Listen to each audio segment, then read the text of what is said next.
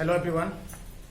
जैसा कि पिछले लेक्चर में हमने इलेक्ट्रिक फ्लक्स के बारे में पढ़ा था और किसी भी प्लेन से पास होने वाला इलेक्ट्रिक फ्लक्स का जो फॉर्मूला था वो था I is equal to E A cos theta, जहां पे थीटा मेरा क्या था, angle between E and A. Electric vector and area vector के बीच का एंगल को हम लोग थीटा बोले थे। इसी तरह किसी भी क्लोज सरफेस से यदि इलेक्ट्रिक फ्लक्स कैलकुलेट करना है कि कितना इलेक्ट्रिक फ्लक्स पास हो रहा है या कितना इलेक्ट्रिक फ्लक्स बन रहा है उस क्लोज सरफेस से, तो हम लोग फॉर्मूला यूज किए थे phi is equal to integral of E D S cos theta. Means हम लोग क्या किए थे, उस क्लोज सरफेस का छोटा छोटा एरिया एलिमेंट कट किए थे और उस एरिया एलिमेंट का डायरेक्शन चेक किए थे इलेक्ट्रिक फील्ड के साथ, और उसी तरह सारे इलेक्ट्रिक फ्लक्स को हम लोग सम किए थे और उस तरह से हम लोग total electric flux close surface के लिए कैलकुलेट किए थे। अब हम लोग इलेक्ट्रिक फ्लक्स से रिलेटेड कुछ न्यूमेरिकल करेंगे, जिसमें नंबर 1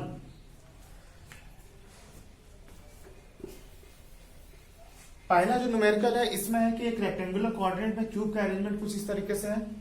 यहां पे इलेक्ट्रिक फील्ड का जो डायरेक्शन है वो एक्स के अलोंग है और ई का वैल्यू दिया हुआ है ई नॉट आई कैप। यहाँ पे आई कैप शो कर रहा है कि एक्स के डायरेक्शन में है और इस क्यूब का जो साइड दिया हुआ है वो दिया हुआ है स्मॉल ए। हमको कैलकुलेट करना है हर एक प्लेन से कितना इलेक्ट्रिक फ्लक्स बनेगा या फाइनाइट मीन्स टोटल इस क्यूब के थ्रू कितना इलेक्ट्रिक फ्लक्स होगा। तो सबसे पहले हम लोग कैलकुलेट करेंगे फाई थ्रू इच सरफेस।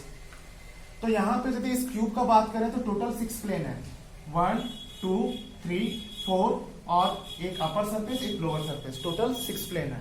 तो हम लोग क्या करेंगे, सभी प्लेन के पहले एरिया का डायरेक्शन देखेंगे।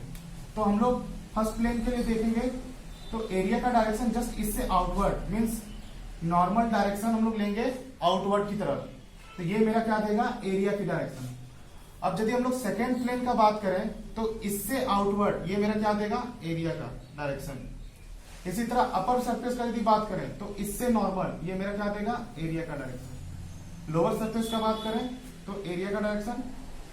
इनर वाले सरफेस सबसे अंदर वाला सरफेस का बात करें तो उससे बोर्ड से अंदर जाता हुआ नॉर्मल होगा, और उसी तरह अपर सरफेस का बात करेंगे तो वो जो नॉर्मल होगा वो मेरा क्या होगा, बोर्ड से बाहर आता हुआ दिखाई देगा। तो यहाँ पे हम लोग सबसे पहले क्या करेंगे, एरिया वेक्टर और इलेक्ट्रिक वेक्टर के बीच का एंगल को पहले डिफाइन करेंगे। तो यहाँ पे देखा जाए तो ई का जो डायरेक्शन है वो एक्स के अलोंग है और फर्स्ट प्लेन का यदि बात करते हैं तो एरिया का डायरेक्शन भी क्या है, एक्स के अलोंग है। तो यहाँ पे थीटा कितना फॉर्म होगा, 0 डिग्री।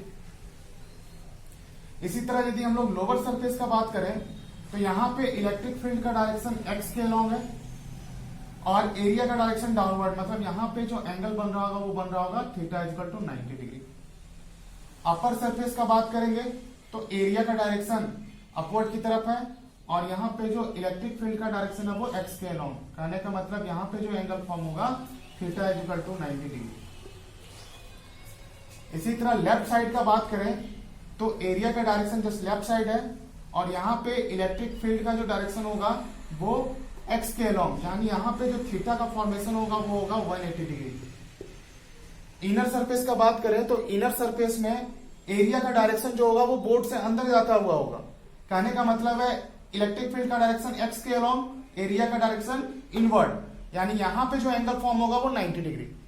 और अपर सरफेस का बात करें तो बोर्ड से बाहर आता हुआ एरिया का डायरेक्शन होगा, यानी इलेक्ट्रिक फील्ड का डायरेक्शन एक्स के अलोंग, बोर्ड से बाहर आता हुआ एरिया का डायरेक्शन। कहने का मतलब है यहाँ भी जो एंगल फॉर्म होगा वो कितना होगा, 90 डिग्री। अब हम लोग क्या करते हैं, फाई इलेक्ट्रिक फ्लक्स कैलकुलेट करते हैं सबसे फर्स्ट सरफेस के लिए।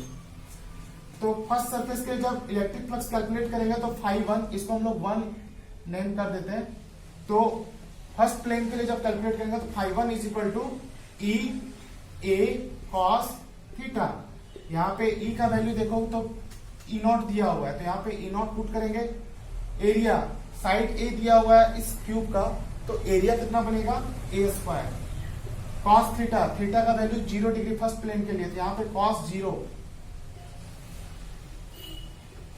का वैल्यू 1 होता है, तो यहां से वैल्यू आएगा फाई 1 का value E naught A square.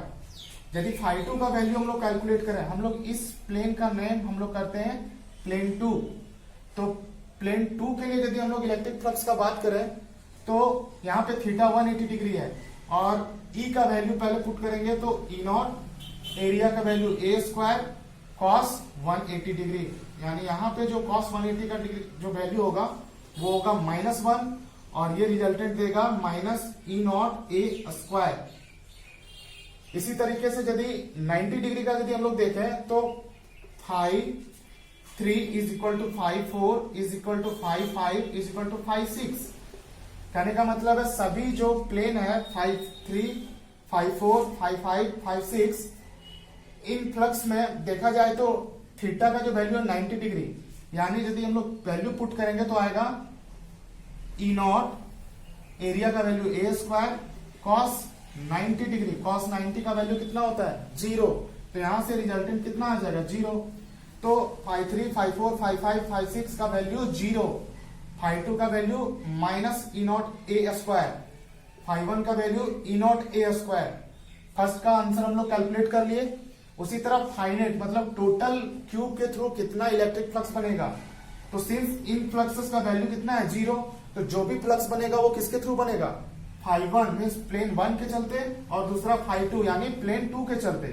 तो यदि हम लोग इसका सम करते हैं तो आएगा E naught A square minus E naught A square, मतलब कहने का मतलब है फाइनाइट का जो वैल्यू होगा वो आएगा E naught A square plus minus E naught A square. देखा जाए तो ये दोनों का मैग्नीट्यूड सेम है लेकिन साइन ऑपोजिट, तो यहां से रिजल्टेंट आएगा 0, यानी टोटल जो इलेक्ट्रिक फ्लक्स इस क्यूब के थ्रू होगा वो कितना होगा 0। तो इस तरह से हम लोग इलेक्ट्रिक फ्लक्स किसी भी क्लोज सरफेस के थ्रू हम लोग कैलकुलेट कर सकते हैं फ्लक्स के formula E A cos theta का यूज करके। सेकेंड जो क्वेश्चन है उसमें दिया हुआ है कि एक रेक्टेंगुलर कोऑर्डिनेट में क्यूब का अरेंजमेंट कुछ इस तरह से, यहाँ पे क्यूब का जो साइड है वो ए दिया हुआ है स्मॉल ए और इलेक्ट्रिक फील्ड का डायरेक्शन एक्स के अलोंग है जिसका वैल्यू दिया हुआ है 2xi और 2xi कहने का मतलब है इलेक्ट्रिक फील्ड का वैल्यू एक्स के डायरेक्शन में क्या कर रहा है वेरी कर रहा है। हमको फाइंड करना है electric flux through each surface और साथ ही साथ फाइंड करना है electric flux through all cube यानी फाई क्यूब। तो सबसे पहले हम लोग कैलकुलेट कर रहे हैं electric flux through each surface. तो पिछले क्वेश्चन में जैसा हम लोग देखे थे कि ये वाला सरफेस आउटर सरफेस और इनर सरफेस ये कोई इलेक्ट्रिक फ्लक्स नहीं बना रहा था, क्योंकि यहां पे यदि इस प्लेन का बात करें तो ये प्लेन कुछ इस तरीके से इसके परपेंडिकुलर एरिया का डायरेक्शन होगा और इस डायरेक्शन में मेरा इलेक्ट्रिक फील्ड है, दोनों के बीच एंगल कितना बन रहा है 90 डिग्री। सेम यदि नीचे वाले प्लेन का बात करें तो एरिया का डायरेक्शन नीचे होगा और इलेक्ट्रिक फील्ड का डायरेक्शन एक्स के डायरेक्शन में, तो यहां पे भी एंगल कितना बनेगा 90 डिग्री। तो देखा जाए तो ऊपर वाला सरफेस, नीचे वाला सरफेस और अपर सरफेस और लोअर सरफेस ये कोई इलेक्ट्रिक फ्लक्स नहीं बना रहा होगा। लेकिन यदि बात करें इस सरफेस का, तो ये सरफेस का यदि एरिया वेक्टर लेंगे तो एरिया का डायरेक्शन जो होगा वो कुछ इस तरीके से होगा। तो यानी इलेक्ट्रिक वेक्टर और एरिया वेक्टर के बीच एंगल कितना बनेगा 0 डिग्री। इसी तरह लेफ्ट वाले यदि हम लोग प्लेन का बात करें तो इस प्लेन से नॉर्मल ये मेरा एरिया का डायरेक्शन होगा और इलेक्ट्रिक फील्ड का डायरेक्शन जस्ट ऑपोजिट एक्स के डायरेक्शन में है, यानी यहां पे एंगल जो बनेगा इलेक्ट्रिक वेक्टर और एरिया वेक्टर के बीच वो कितना बनेगा theta is equal to 180 degree और ये दोनों क्या बनाएगा इलेक्ट्रिक फ्लक्स। तो हम लोग सबसे पहले कैलकुलेट करते हैं प्लेन 1 के लिए, फिर कैलकुलेट करेंगे प्लेन 2 के लिए। तो ये इलेक्ट्रिक फ्लक्स होगा 1 और 2 के थ्रू, क्योंकि 3 4 5 6 के चलते इलेक्ट्रिक फ्लक्स का वैल्यू कितना होगा 0 होगा, क्योंकि cos 90 का वैल्यू कितना होता है 0 होता है।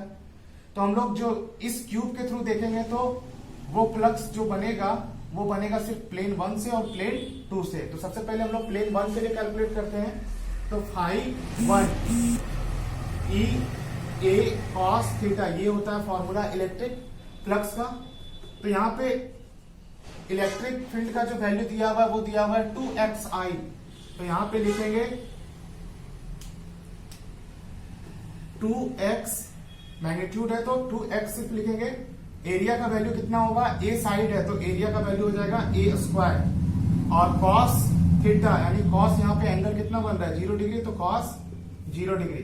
कॉस 0 का वैल्यू कितना होता है 1। और यहाँ पे एक चीज ध्यान देंगे कि ऑरिजिन से इस प्लेन का डिस्टेंस कितना है, तो ऑरिजिन से इस प्लेन का डिस्टेंस जो है वो a है, तो यहाँ पे x का वैल्यू क्या पुट होगा 2a, यानी पे यहाँ पे देखा जाए तो x का वैल्यू a है और यहाँ का वैल्यू यदि देखा जाए तो x का वैल्यू 0, क्योंकि ये प्लेन ऑरिजिन पे है। तो इस केस में φ1 के केस में x का वैल्यू हम लोग a पुट कर दिया और साथ में यहाँ पे एरिया क्या है a² cos 0 का वैल्यू 1। तो यहां से जो मेरा φ1 का वैल्यू आएगा वो कितना आएगा 2a³।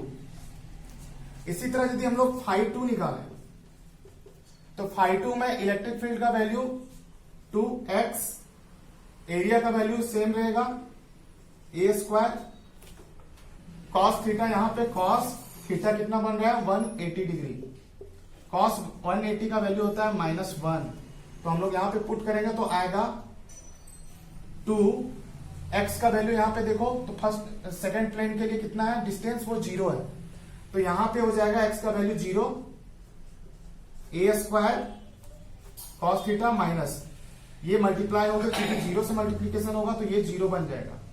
तो यहाँ पे हम लोग देख रहे हैं जो फ्लक्स फर्स्ट सरफेस के थ्रू, सॉरी सेकेंड सरफेस के थ्रू जो है उसका वैल्यू कितना होगा 0, लेकिन यदि फर्स्ट सरफेस के लिए बात करें तो फ्लक्स का वैल्यू कितना आएगा 2a³।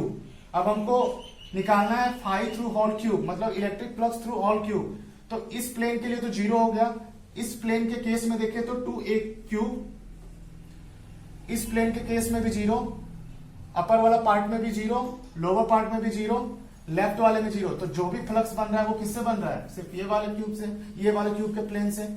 तो इस क्यूब का प्लेन का जो इलेक्ट्रिक फ्लक्स होगा वो कितना होगा 2a³, सारे का सम करेंगे तो आएगा φ3, जिसका वैल्यू सिर्फ ये आएगा, क्योंकि अदर का वैल्यू कितना है 0।